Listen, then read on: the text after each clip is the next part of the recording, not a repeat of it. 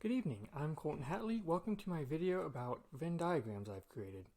So I created these Venn diagrams using CSS Grid. Just so you right here, this column is 20 pixels, final column is also 20 pixels, in between is 1 FR, and each row has a minimum height of 20 pixels as well. So these are made using CSS Grid and border radiuses, with the only really unique one being Venn 222. So if I move some of the styling here, you can see that I started out with a linear gradient going from yellow to blue. I added another div on top of it, which was green. I added a border, of course. Border top left radius to reveal the yellow underneath. Border bottom right radius to reveal the blue underneath. And this created a Venn diagram which is scalable, meaning that it will always function no matter how wide or narrow your screen is, and no matter how much data is in it. And this is true for all the Venn diagrams I've created. If someone is on a computer, such as a doctor or otherwise, we give them a Venn diagram which is very focused on data. You can see this is a very plain Venn diagram. It has 13 blocks of information spread out across 5 columns. But if someone is on a tablet, on the other hand, first of all, we squish it into 3 columns of information, with the middle square right here being equivalent to the 5 squares that you see right here. So we squish it into 3 columns of information. We also assume that because they're not on a computer, they're probably not a professional. So maybe not a doctor, but a patient rather. So we give them less information, or rather more concise information. Symptoms of 3 or more is a little bit more concise than having 5 different boxes. And also, instead of being plain Venn diagrams and focused on data, this one has more of a balance between data and aesthetic. So like you could take a step back from this and look at it, and it would be more pleasant to the eye than this might be. This is very asymmetric. Very sharp borders. It's not very soft on the eyes, but this one is more symmetric. It's also more unique than a typical Venn diagram. And so this is kind of a balance between data and experience for tablet users. The same is true for this Venn diagram comparing 3 diseases at a time. If we only have enough room for 1 column of information, something similar happens. We have red compared to yellow, yellow compared to blue, blue compared to red, and symptoms of all 3. So this is basically like if you took the original Venn diagram, cut the red section in half, and then flattened it out. That would basically be what would give you this. When we start comparing diseases, or numbers of diseases of 5 or more, we go into neon mode. And to show you why that is, let's see what happens when we don't go into neon mode. So let's look at yellow, green, and blue right here in the middle. This is intuitive because you intuitively know that green is related to yellow and blue. And so this is intuitive. But you go up here to something like dark orange corn silk, and it's not very intuitive anymore that would belong to both yellow, red, corn silk, and black. It's not intuitive, and also it's just color overload. It doesn't look nice anymore. So instead, we use neon mode. Neon mode allows you to clearly distinguish which box is which, and then if you need to look for a specific comparison, like let's say we're looking for red, white, and blue. So that would be, what would that be? Light green? No, light purple. You can see that this is the red box, this is the white box, this is the blue box, and this is where they are in common, is here in the middle between blue, red, and white. So instead of relying on intuition like before, we instead color code things a different way when intuition can no longer be relied upon. So it's kind of an adaptation in that sense. So comparing 6 diseases, again, I am going to change this. 6 diseases for a tablet user, which going from neon mode to this is going to be interesting. Trying to compare 7 or more things is it's kind of a futile effort, to be honest. So instead, I have basically like you can compare one thing to 6 others. But yeah, let me show you how the code works. So while I'm scrolling, there are basically 2 philosophies when comparing arrays. The first is to use, well, let me start it this way. Imagine that I'm thinking of a number between 1 and 5. And you say, well, is it 1? No. Is it 2? No. Is it 3? No. Is it 4? Yes. It may take you 4 tries to guess the number between 1 and 5. Now let's say I'm thinking of a number between 1 and 5 million. Is it 1? No. Is it 2? No. Is it 3? No. Is this going to take a while? Yes, it's going to take a while. So basically what dot includes would do, so you see here I'm using a double for loop. What dot includes would do is it would sort out the larger array first. So if I'm thinking of a number between 1 and 5 million, it would sort it in numerical order. It would then say, is it less than 2.5 million? Yes. Is it less than 1.25 million? No. Is it more than whatever, And it would cut the options in half every single time. And for really large arrays, this saves a tremendous amount of time because you might get the number in 10 tries rather than 10 million tries. But for smaller pieces of data, like let's say you have arrays of 5 or less, that sorting algorithm takes time and it would be unnecessary because if you could just get it in 4 if statements, operationally speaking, then there's really no point in sorting the array at that point. So let's look at what this does in terms of visible. So basically what this does is it starts with the yellow array. And it says, for each item in the yellow array, check everything in the blue array, and if the item in the blue array is similar or is identical to the item being considered in the yellow array at the time, then put it into the green array. And then later, when comparing the blue array, it says, take all the items in the blue array, and if they are also in the green array, do nothing with them. Otherwise, put them into the final blue array. And so by comparing green instead of yellow, this basically, it doesn't save too many operations, but every bit of efficiency counts if you're using a very large algorithm, or if your user's computer is slow for whatever reason. So that's basically what it's doing here. It says, for yellow array, first of all, we assume that it's false unless an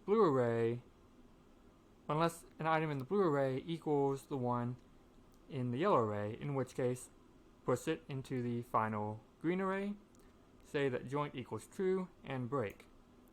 However, if it's not in the blue array, then push it into the final yellow array. And same here. For each item of the blue array, let joint equal false. And then if an item of the green array equals the item being considered in the blue array, then joint is true, break, and you do nothing because it's already accounted for. Otherwise, it goes into the final blue array. And for other larger algorithms, it does the same thing, but a bit more complicated. And so you may be wondering, this is over 2,000 lines of code long. Why haven't I condensed it into a function yet? And the reason is because I'm not doing basic Venn diagrams. I'm doing more specialized Venn diagrams across multiple different apps. So for example, you notice that a lot of these talk about diseases: red disease, yellow disease, blue disease. So the main app I'm working on is something called Eye Candy Medical, the internet's computational analysis of numerous diseases, yay medicine.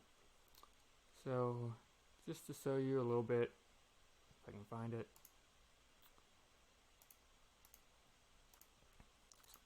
Just to show you that there is quite a bit to this app. Not all of it is done yet, but it does consider a lot, and it's basically like WebMD on steroids.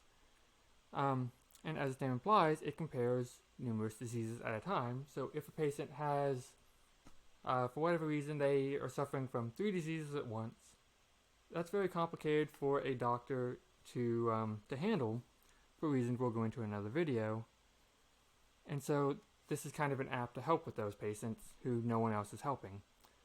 But another thing it does is it allows people to be as vague or as specific about their symptoms as possible. So a patient may say, I have a cough. A doctor who's more well-versed in different types of symptoms may say they have a high-pitched brassy cough. They may say, okay, well, what's the difference? Well, a cough may mean that you have the common cold and you need to stay in bed for a week. A high-pitched brassy cough is a sign of a dangerous aortic aneurysm and you might need open heart surgery. So details are a little bit important when it comes to medicine, and this allows patients to be vague and doctors to be specific. So it's an app meant for everyone. And you can kind of see that a little bit when we go back to results. Automatic is where the computer does all the calculations for you, and we will go into that in another video. And manual is where you go to confirm or deny diseases, like a process of elimination if you could not be specific enough about your symptoms. So, what does this have to do with Venn diagrams? So let's say that yellow disease causes continuous fever, and blue disease causes cyclical fever, but they both cause a fever of some kind. For the patient, we need to say both of these diseases cause fever. But for doctors who want to be more specific, we need to say yellow disease causes a continuous fever and blue disease causes a cyclical fever. So this code right here is not complete yet, because all this does is it compares 2 very basic arrays of the specific symptoms. And I need to add logic for Eye Candy Medical for it to say if they both contain a fever of some kind or a cough of some kind or whatever, then we add an extra thing in the middle saying they both cause a fever of some kind or a cough of some kind. Or if it's something even more similar, like, this one causes high-pitched brassy cough, this one causes low-pitched brassy cough, they both cause a brassy cough of some kind. And so I need to add logic for that for Eye Candy Medical. Another thing I'm working on is something called Differential Diagnoses. So differential diagnoses are basically like, let's say you have cancer, but you don't know what kind of cancer. So you have to ask very specific questions about like where the cancer is, what does it do, etc. to find out exactly what type of cancer. Or in this case, with mast cells, there's this thing called mast cell activation disorder. So mast cells are the main cell involved in allergic reactions. So if an IgE antibody combines with an antigen, it causes the release of histamine, leukotrienes, etc. But also, if you were to cut your skin, for example, your body would swell up immediately rather than waiting for an infection. And this is because mast cells, sorry, it's really hard to say, they actually act preemptively when your skin gets cut because they know that an infection is coming. But if you have a genetic disorder, mast cells can become hypersensitive and can react to any sort of vibration whatsoever. So you might be mowing your lawn, and the mast cells, because they're hypersensitive, think that you're getting cuts all over your body, and so your whole body swells up. So let's say, for example, that someone does have allergic reactions anytime they mow their lawn, and it's not because of grass. We tested it for grass, it's not grass. Excuse me. So a differential diagnosis would say, okay, so one option is that it's mast cell activation due to sunlight. Another is that it's mast cell activation disorder due to vibration. The thing that they have in common is that you would get it while mowing your lawn, but sunlight mast cell activation disorder would happen while sunbathing. Do you get it while sunbathing, or do you have outbreaks while sunbathing, yes or no? And having that yes or no next to the cause is another thing that needs to be added into the logic when dealing with differential diagnoses. I wish I could talk more about those, but that would be a bit complicated. So another thing. Another app I'm working on while we're on the topic of allergies is Zap Out Food Allergies. Zap Out Food Allergies, or ZOFA, is an optical character recognition app which reads your groceries for you, the ingredients on your groceries, and tells you if it contains something that you are allergic to. So for example, if you are allergic to red meat, you're probably also allergic to most gelatins, because the allergen in red meat that causes red meat allergy is also present in most gelatins. And most people don't know that. They don't think, hey, I'm allergic to red meat, so I'm probably allergic to this pill capsule, because they don't think of a pill capsule as containing any sort of red meat, but they both contain the same allergen.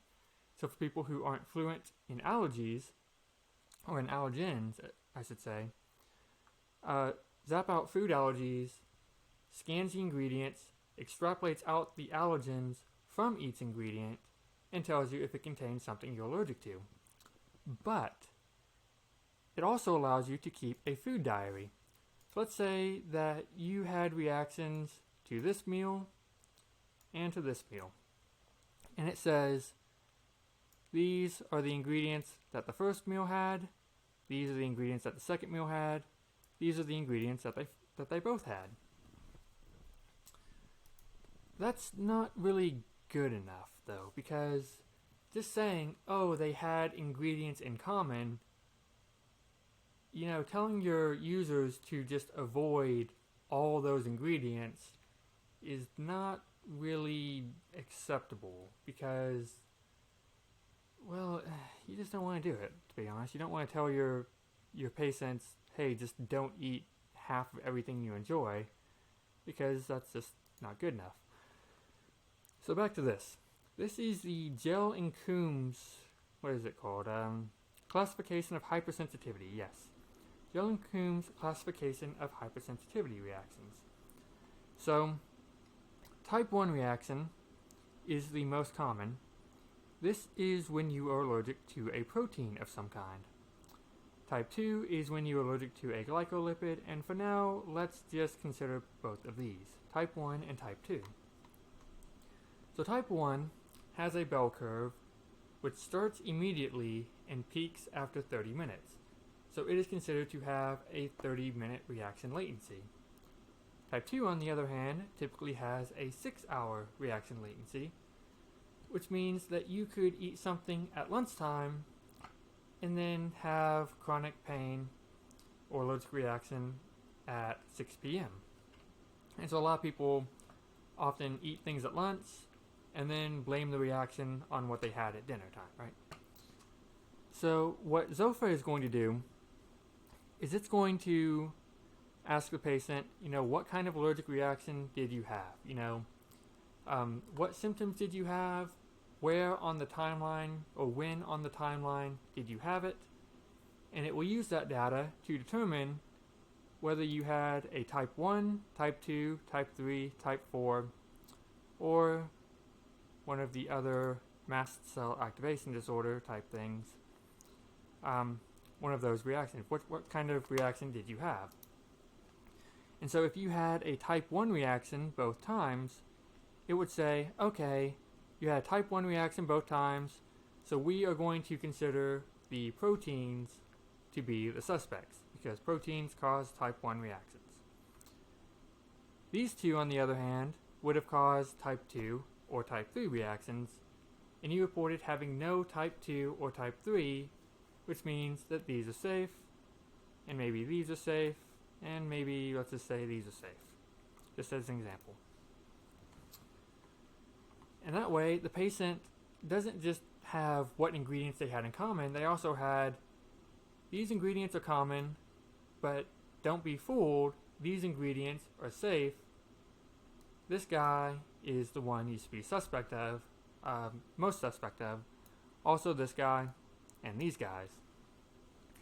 And so adding in logic for that and saying, you know, instead of having a bullet point here, have a thumbs up here and a question mark right here.